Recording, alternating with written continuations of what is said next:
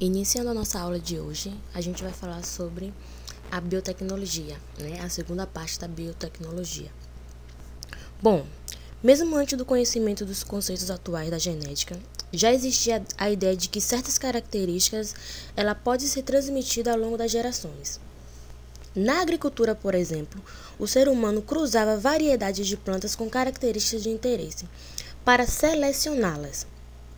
O milho que conhecemos hoje, por exemplo, é resultado de centenas de anos de seleção de características interessantes ao consumo. Outro exemplo de manipulação de seres vivos é o uso de micro-organismos para produzir pães, bebidas e outros alimentos, que existe há mais de 6.000 anos.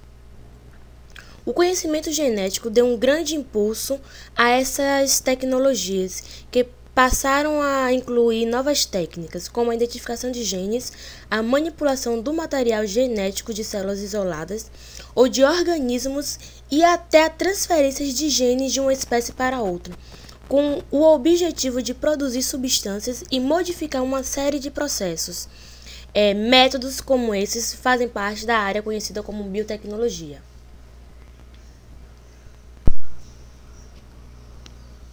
Como ponto de partida, a gente vai falar sobre os organismos transgênicos, Pergunta inicial.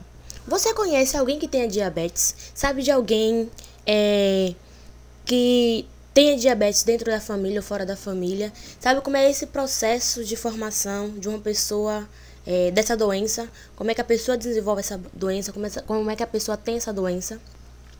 Bom, na maioria dos casos, pessoas com essa doença não produzem o hormônio da insulina, ou esse hormônio ele vai ser produzido em quantidade insuficiente. A insulina ela vai ser sintetizada pelo pâncreas e sua função é possibilitar que o açúcar em circulação no sangue entre nas células, suprindo-as com a energia. Sem a insulina, as taxas de açúcar no sangue aumentam muito, o que pode gerar uma consequência graves e até levar à morte. Por essa razão, muitas pessoas com diabetes devem tomar a insulina. Durante muito tempo, esse hormônio foi obtido de porcos, que produzem a insulina semelhante à humana. O composto de origem animal, no entanto, podia causar alergias e outros problemas em algumas pessoas. Diante disso, a ciência desenvolveu técnicas de manipulação do DNA de bactérias que viabilizaram a produção de insulina idêntica à da humana, como mostra a imagem aí, o processo de produção da insulina através da manipulação de DNA da bactéria. Bom, quando recebe o gene que codifica a insulina, a bactéria ela vai incorporar esse gene em seu material genético e começa a produzir insulina idêntica à humana. Além disso, quando a bactéria se reproduz, na verdade, o gene se duplica junto com o DNA da bactéria, tá? Como resultado, são gerados bilhões de bactérias produtoras de insulina humana. Seres que tiveram seu material genético alterado com técnicas de biotecnologia são chamados de organismos geneticamente modificados, que é o OGM. Em alguns casos, são implantados genes de uma espécie diferente, gerando organismos transgênicos, tá? Técnicas de manipulação do DNA podem ser usadas para produzir várias substâncias, como hormônios, como o do crescimento, diversos tipos de vacina, como a vacina contra a hepatite B, e fatores que atuam na coagulação do sangue, entre outras, tá? É assim que os porcos, por exemplo, recebem de outras espécies gene que comanda a produção de hormônio do crescimento e passa a ter uma carne mais musculosa e menos gordurosa. Há vários também outros exemplos de organismos transgênicos, como o coelhos, ovelhas, bicho de seda, larva de mosquito, tá? Lembrando, ressaltando que que a larva de mosquito ela receberam um gene de uma determinada espécie de água-viva. Vários tipos de plantas transgênicas são comercializadas e muitas ainda estão em fase de pesquisa. Uma variedade de soja transgênica, por exemplo, recebeu de uma bactéria um gene que confere a resistência a um agrotóxico que destrói ervas daninhas. Assim, o agrotóxico pode ser aplicado na plantação para matar essas ervas, sem que a soja seja prejudicada. Outro tipo de planta é o milho BT. Ele foi criado a partir da combinação de um gene de uma bactéria do solo, tá? Esse gene regula a produção da toxina BT, iniciais do nome da bactéria, que mata a largata do cartucho e a largata da broca, ambas pragas do milho. Esses insetos morreram assim que começaram a comer o milho BT. Bom, apesar dos benefícios, o transgênico apresenta alguns riscos e são alvos de um debate entre os seus defensores e os seus críticos. As pessoas que criticam essa biotecnologia afirmam que a falta de confirmações de que esses produtos não causam danos à saúde ou desequilíbrios ambientais. Por isso, em muitos países é necessário identificar os produtos que possuem um componente transgênico.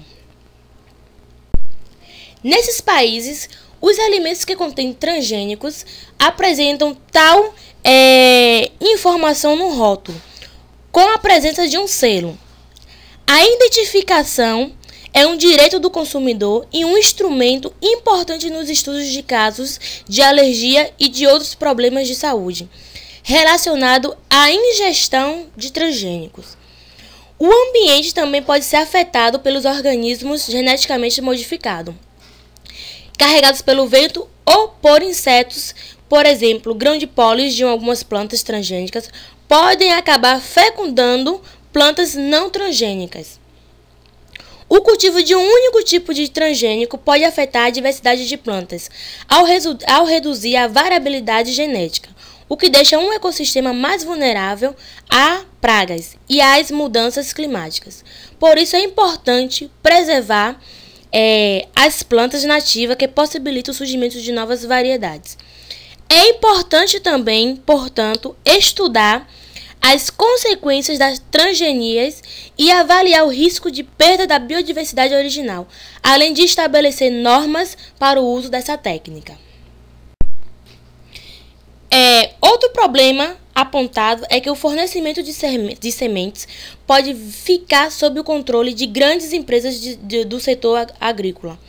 Esse monopólio já existe com poucas empresas controlando mais da metade do mercado mundial de sementes e com produtores pagando pelo direito de uso das sementes.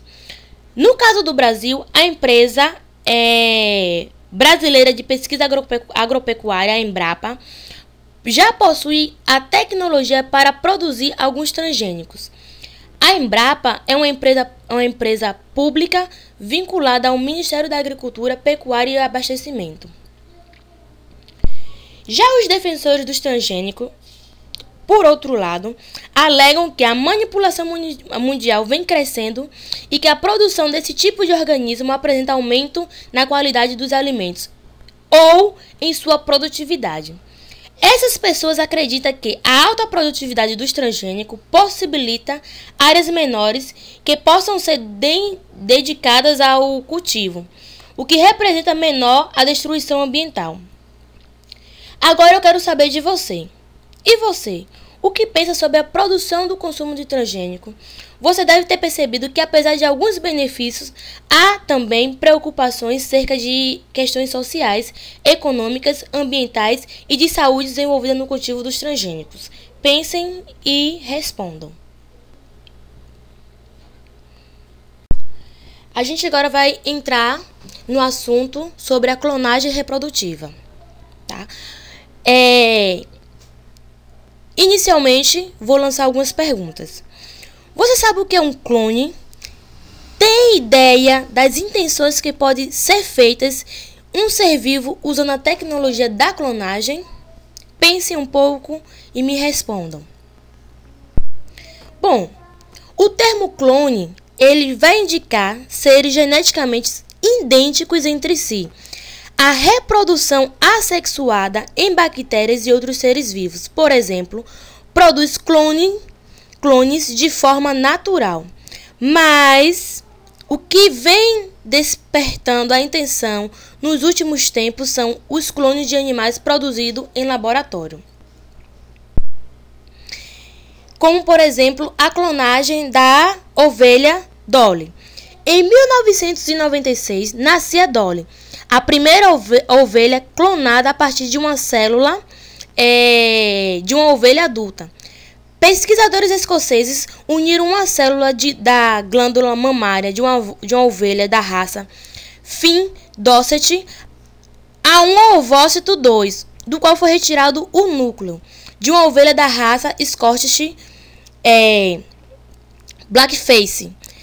A célula resultante foi implantada no útero de outra ovelha, Scottish Blackface, e nasceu então a Dolly, uma ovelha Finn Dorset, que é um clone daquela que forneceu a glândula mamária, como mostra aí a figura. No final de 1998, pesquisadores japoneses utilizaram uma técnica mais eficiente. Produziram centenas de vacas clonadas a partir de animais adultos. Eles trataram células do sistema reprodutor de uma vaca adulta, retiraram seus núcleos e os implantaram em ovócitos de outra vaca, que tiveram seus núcleos removidos. Por meio dessa técnica, é possível clonar todo um rebanho a partir de um único animal, que apresenta carne de boa qualidade dentro de outras características desejáveis. Durante esse procedimento, no entanto, a maioria dos embriões clonados morrem, né? Apresenta malformações ou tem maior probabilidade de desenvolver alterações genéticas, como no caso da Dolly, que ela apresentava sinais de envelhecimento prematuro quando foi sacrificada devido à infecção pulmonar.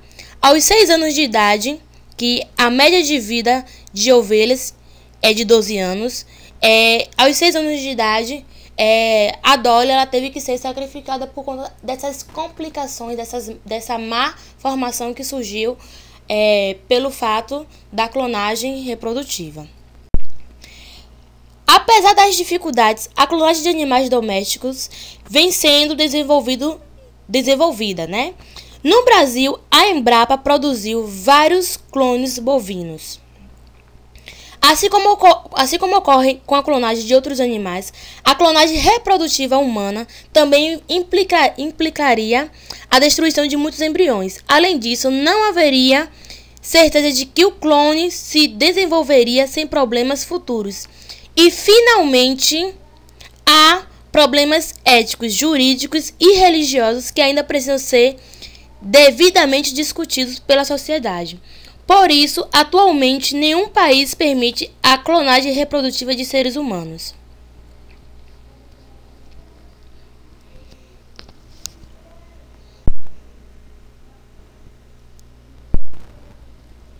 Entrando agora no assunto referente ao mapeamento genético.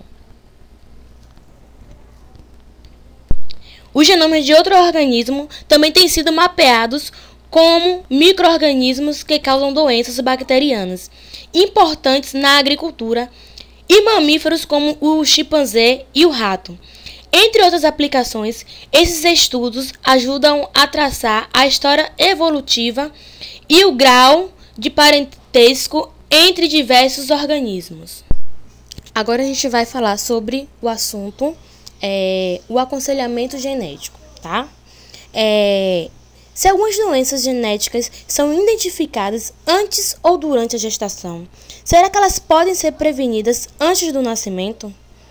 No entanto, com aconselhamento genético, o médico geneticista avalia os riscos de uma pessoa ou de um casal ter um bebê com uma doença genética. O profissional pode analisar o histórico familiar da doença e solicitar diversos exames, como exames de cromossomos e testes genéticos. Em casos de risco, o médico também pode informar sobre a evolução da doença, as opções de tratamento e outras formas de lidar com o problema. Como foram identificados vários genes do Projeto Genoma, atualmente é possível realizar exames para a detecção precoce de algumas doenças genéticas, facilitando o aconselhamento genético.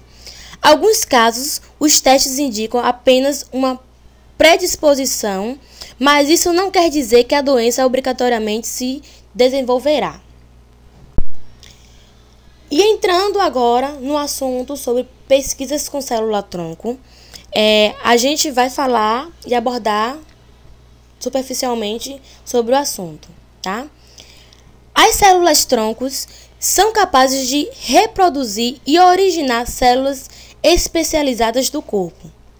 São encontradas em embriões no início do desenvolvimento, com até 200 células e 14 dias, no cordão umbilical e em alguns tecidos adultos, como a medula óssea.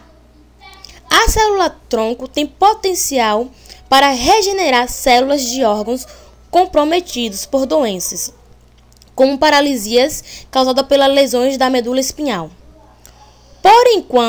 Porém, os tratamentos que usam células-troncos se encontram em fase de pesquisa. Em alguns países, as células-troncos embrionárias podem ser obtidas de embriões de clínicas de fertilizantes assistidas. Essas clínicas atendem, por exemplo, a casais que não conseguem engravidar por métodos naturais.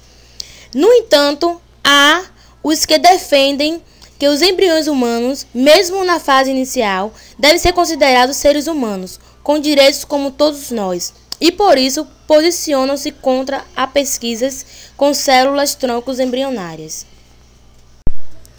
Agora a gente vai falar sobre os exercícios. Chegou a hora de fixar o assunto apresentado. Bom, aqui tenho 3 questões falando sobre a questão da reprodução humana, tá? Como é determinado o momento da fecundação e qual a proporção esperada para cada sexo, ou qual a probabilidade de um indivíduo nascer com sexo masculino ou sexo feminino, tá? E depois a gente vai ver a 4ª questão, que é um pouquinho mais complicadinha, falando sobre a clonagem de um rato albino, tá? Eu quero que vocês me expliquem o que está pedindo aí nessa questão, junto com a questão 5. Em seguida, estamos falando, a partir da 6ª questão, sobre a clonagem reprodutiva, que envolve também a clonagem da ovelha Dolly. E por fim, fazendo um resumo, tá? Uma revisão sobre o slide, sobre a videoaula anterior sobre genética. Eu quero que vocês resolvam essa questão 10, tá?